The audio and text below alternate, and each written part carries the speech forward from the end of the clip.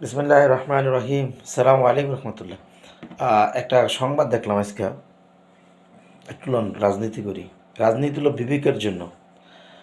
আর ব্যবসায়ী যে কিরগিজস্তানের অ্যাড দেই বা নিজে ব্যবসা করি, আপনাদের যে কথাগুলো বলি ডিপার্টের জন্য, রিজিকের জন্য তো দৌড়াই। তো রিজিক তো পশুর লাগে, জানোয়ারেরও লাগে, সমস্ত মাকলুকের লাগে। কিন্তু মানুষের আবার বিবেক লাগে। বিবেকের একটা খিদা আছে। পেটের যেরকম খিদা আছে যার জন্য খাইতে হয়, বিবেকের একটা খিদা হলো সুচিন্তিত মতামত, সুচিন্তিত চিন্তা। তাই আপনাদেরকে বলি, আমার এই কথাগুলো শোনেন। খালি ওই কিরগিজস্তানের ভিডিও দিলে শুনলেন তা না, এই ভিডিওগুলো দয়া করে শুনেন। রিজিকের কথাগুলো শুনেন, বিবেকের কথাগুলো শুনেন। চলেন শুনি।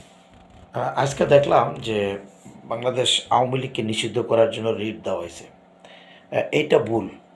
বরং এইটা হইতে পারে যে যেহেতু আওয়ামী লীগ মুসলিম লীগ থেকে, মুসলিম লীগ আমাদের যে নেতারা ছিলেন তৎকালীন, তারা মুসলিম থেকে মুসলিম আওয়ামী লীগ, সেখান থেকে আওয়ামী লীগের জন্ম, ঠিক আছে। এবং 1970 সালে নির্বাচনে, 69-এর নির্বাচনে যাই বলেন না কেন, 300 আসন পাইছে আওয়ামী লীগ। মানে বাংলাদেশের 7 কোটি মানুষ আওয়ামী লীগের ভোট দিছে। এই 7 কোটি মানুষের ভিতরে প্রায় 6.5 কোটি বা 6 কোটি মানুষ ছিল মুসলমান, এবং সমস্ত মানুষ আওয়ামী লীগের ভোট দিছে, তার মানে মুসলমানের আওয়ামী লীগ। এবং এই আওয়ামী লীগ মাওলানা ভাসানীর প্রতিষ্ঠাতা আওয়ামী লীগ। তো মাওলানা ভাসানী মানে মাওলানা, এবং উনি পড়াশোনা করছেন গিয়ে ইন্ডিয়াতে দেওবন্দ মাদ্রাসায়, একজন হক্কানি আলেম। তো একজন আলেম জেনে শুনে কখনো সে নাস্তিক ছিল এরকম কোনো প্রমাণ আমরা পাই না। কিন্তু 70-এর পর থেকে আওয়ামী লীগটা নাস্তিকটা নিয়ে গেছে, বামরা নিয়ে গেছে শেখ মুজিবের হাত ধরে। এটাই সত্য কথা। ইন্ডিয়ান কমিউনিস্টরা, তখন কমিউনিস্টদের খুব উত্তাপ, একদিকে চীনে, একদিকে রাশিয়াতে। এই রাশিয়ার চীনের কমিউনিস্টরা খুব খারাপ। এই যে আমরা যেই দেশে আছি, কিরগিজস্তানে, উজবেকিস্তান, এই দেশগুলোতে তাবলিগ করতে তারা দেয় না, মানে বাহিরের লোকজনকে। শুধু কিরগিজস্তান করে, ইসলামিক কোনো কালচার পালন করতে দেয় না। 70 বছর এদেরকে ইসলাম থেকে, চর্চা থেকে দূরে রাখছে। আপনারা যে বুখারী শরীফ পড়েন সেটা হলো উজবেকে। তারপরে আপনার তিরমিজি শরীফ, সেটা উজবেকে। ওই দেশে আমি ইতে গিয়েছিলাম, এই উজবেকিস্তানে গিয়েছিলাম। তো উজবেকিস্তানে দেখলাম প্রায় 2-3 কিলো পর পর একটা মসজিদ পাওয়া যায়। মসজিদ নাই বললেই চলে, অর্থাৎ মসজিদ করতে দেয় না, ইসলামের চর্চা নাই বললেই চলে। কারণ এই ইয়েরা, কমিউনিস্টরা ইসলামের সবচেয়ে বড় শত্রু। যতটা না ওয়েস্টার্নরা, আমেরিকানরা বা ইউরোপিয়ানরা, ইউরোপিয়ানরা কিন্তু অনেকটা রিলায়েবল। আমরা তো লন্ডন, ইউরোপে ছিলাম। তো ওই দেশগুলোতে কিন্তু ইসলামিক চর্চা করা যায়, মানে আপনি ইসলামিক প্র্যাকটিস করতে পারেন। আপনি অবাধে মসজিদ মাদ্রাসা আছে, দাওয়াতে তাবলিগের কাজ করা যায়, হ্যাঁ, স্বাধীন সুচিন্তিত মতামত দেওয়া যায়। কিন্তু এই রাশিয়ার বেইলে 17টা রাষ্ট্রের ভিতরে সেই প্র্যাকটিসটা করতে দেয় নাই। এবং চায়নারা গোয়াঞ্জুতে কী করে আমরা সবাই জানি। চায়না এবং রাশিয়া ইসলামের সত্যিকারের দুশ্মন, এবং এরা খুব ইসলামকে প্র্যাকটিস করতে দেয়ই না। তো এই এরা ছিল কমিউনিস্টদের মেন হোতা। তো গণতন্ত্র যখন মানে সারা পৃথিবীতে শক্তিশালী হইল, এই বাম দলগুলা, সমাজতান্ত্রিক দলগুলো আস্তে আস্তে বিতাড়িত হইল। তো ওই সময় আমার কথার মূল উদ্দেশ্য হলো এটা, ওই সময় দেখা গেছে যে বাম দলগুলা, হ্যাঁ, এই আওয়ামী লীগের ভিতরে গিফটে হয়েছে। আপনারা জানেন বাংলাদেশের যে সংবিধানের 4টা মূল শক্তি, এর ভিতরে সমাজতন্ত্র, জাতীয়তাবাদ ও সমাজতন্ত্র। এই সমাজতন্ত্রটা হইল নাস্তিকতাবাদ। এই সমাজতন্ত্রটাই হইল আপনার কমিউনিস্টবাদ। কয় কেউ খাবে না, কেউ খাবে না, তা হবে না, তা হবে না। এই কথা শুনতে শোনা যায় সুন্দর, কিন্তু এর পিছনে অনেক বড় ফাজলামি আছে। তার চেয়ে গণতন্ত্র অনেক ভালো। এই জন্য মানুষ গণতন্ত্রটাকে লুফে নিয়েছে অল ওভার দ্য ওয়ার্ল্ডে। এই রাশিয়ার বেল্টে আমি যেখানে আছি, ইংলিশটা শিখতেই দেয় না তারা। ইংলিশ ব্যাংকে অ্যাকাউন্ট করতে যাই, শিক্ষিত মানুষ ইংলিশের একটা বোঝে না, মানে এদেরকে শিখতে দেওয়া হয় না। কেমন এই রাশিয়া তার বেল্টের লোকজনকে তার রুশ ভাষার উপরে প্রতিষ্ঠিত করছে। চায়না সেম কাহিনী। তো এরা ওই সময় এই কমিউনিস্টরা চায়নার আর রাশিয়ার বলকে ছিল। আর এই পশ্চিমবঙ্গর যে আপনার বাম দল ছিল, কমিউনিস্টরা ছিল ক্ষমতায়, তো তারা এই বাংলাদেশটার রাজনীতিটাকে নিয়ন্ত্রণ করছে। এবং ৭২-এর যে সংবিধান ডক্টর কামালের দা লেখা হয়েছে, এই পুরাটাই ছিল সেকুলারিজম, অর্থাৎ ইসলাম এগেনিস্ট। সাধারণ লোক তো বোঝে না, যারা আওয়ামী লীগের ভোট দিছে। ফলে কি দাঁড়াইলো বলেন? আমি যে এতক্ষণ পেশাল পিটলাম, এই পেশালের সাংসর্গে হইল যে এই বুদ্ধিজীবী যারা ছিল তারা ছিল সব নাস্তিক মোনা, বাম মোনা এবং কমিউনিস্ট মোনা মানুষগুলা।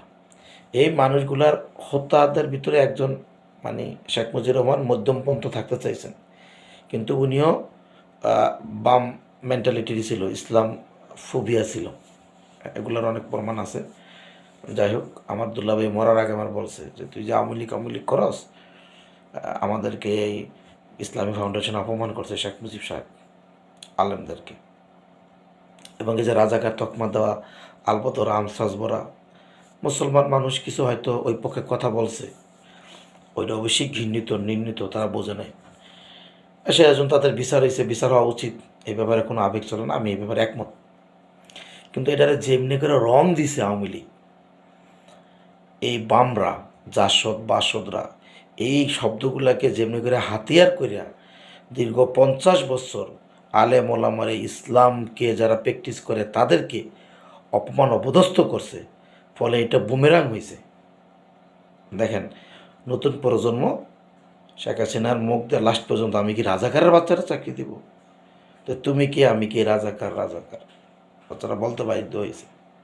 কে বলেছে স্বৈরাচার, এই এক শব্দতে দেখেন পতন হয়ে গেল। ওই রাজাকার শব্দ আবার ফিরে আসলো। তো বোঝা যায় যে এরা এই শব্দ মানে লঘু পাপের গুরু শাস্তি দিছে, অর্থাৎ ছোট একটা ভুলের জন্য আপনি অতিরিক্ত শাস্তি দিয়েছেন। একটা আম চুরি করছি, আমার হয়তো পেটের খিদায় আপনার গাছ থেকে, আপনি আমার এই জন্য ফাঁসি দিয়েছেন, এটা অনেক বেশি অন্যায় হয়েছে।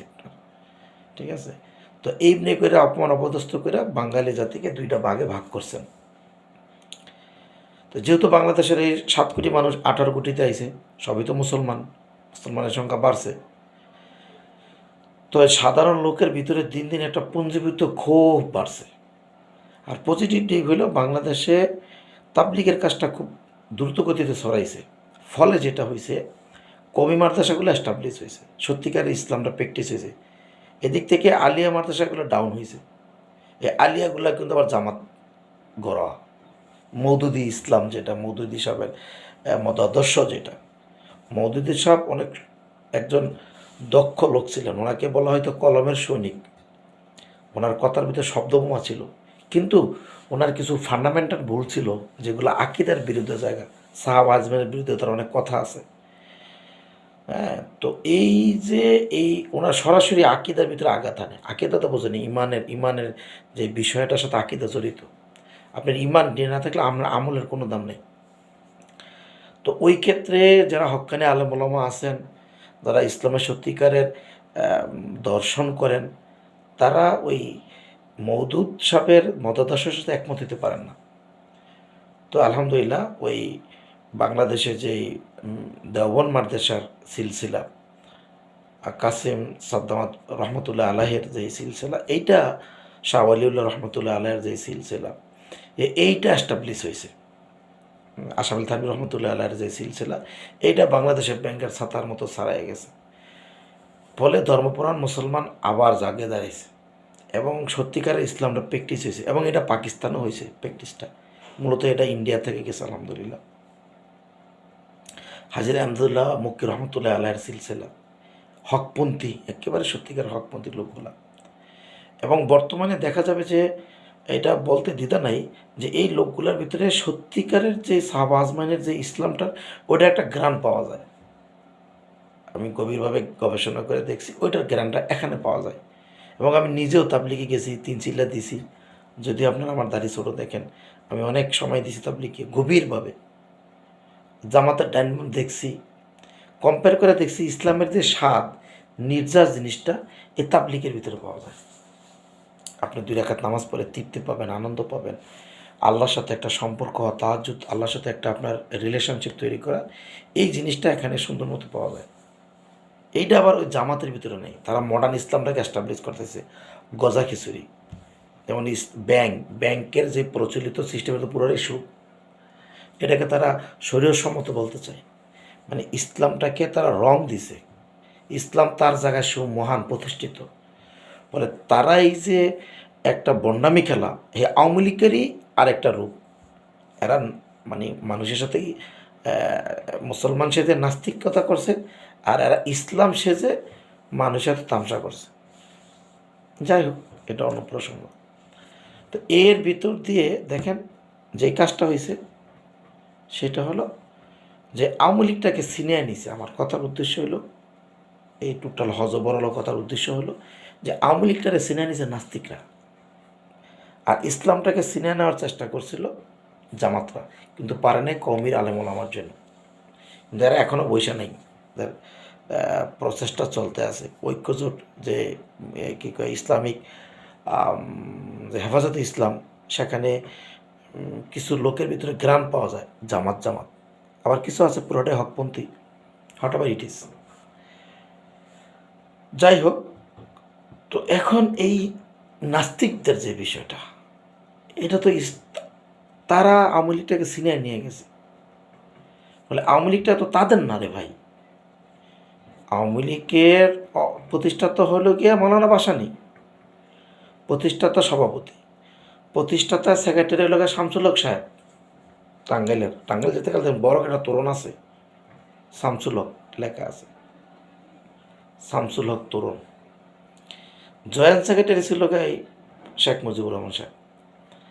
তো আমি তো আওয়ামী লীগ করছি, ওইগুলো তো ওই সময় বাচ্চা মানুষ ছিলাম, তো কখনো চিন্তা ভাবনা করে দেইনি। তো আওয়ামী লীগের পৈশাবাসীকে এই শেখ মুজিবুরের নিয়েই পূজা দেওয়া হয়, কখনো ওই মাওলানা ভাসানীর নামও নেওয়া হয় না। কেমন? তো ওই আওয়ামী লীগটা তো ফিরে আনা দরকার এদের কাছ থেকে, বরং আওয়ামী লীগকে রিফর্ম করার জন্য রিট হইতে পারে। আওয়ামী লীগের সাথে বাংলাদেশ স্বাধীনতার ইতিহাস জড়িত, আওয়ামী লীগের সাথে বাংলার স্বাধীনতার ইতিহাস জড়িত। সুতরাং আওয়ামী লীগকে নিষিদ্ধ করা যায় না। জামাতকে নিষিদ্ধ করছে বিধায় প্রতিহিংসা হয়ে আওয়ামী লীগকে নিষিদ্ধ করা হয় না, বরং আওয়ামী লীগকে রিফর্ম করার জন্য আপনারা রিট করতে পারেন। আওয়ামী লীগের রিফর্ম করার জন্য রিট করে আওয়ামী লীগ গণমানুষের একটা দল হবে। আওয়ামী লীগের কেন্দ্রীয় কমিটি হবে হিন্দুর, মুসলমানের, হিন্দুর পুরোহিত থাকবে, মুসলমানের আলেম ওলামা থাকবেন, বিভিন্ন শিক্ষকরা থাকবেন, তবে কোনো নাস্তিক মনা লোক না। কেন? বাংলাদেশে 90% লোক মুসলমান, এখানে নাস্তিকের বীজ আসবে, মুসলমান এটা সহ্য করতে পারবে না। এতে করে ভায়োলেন্স সৃষ্টি হবে, এতে করে ধরেন বড় ধরনের ফাসাদ সৃষ্টি হবে। তো দেশে ফাসাদ হোক, একটা দল দিয়ে তো আমরা কেউ চামো না। গাপটি মেরা একটা নাস্তিক মন মানসিকতার লোক, নাস্তিকদের মূল টার্গেট হলো ইসলামকে বিদ্বেষ করে কথা বলা। কারণ নাস্তিকদের মূল স্লোগান কিন্তু ইসলাম ফোবিয়া, মানে ইসলাম বিদ্বেষী।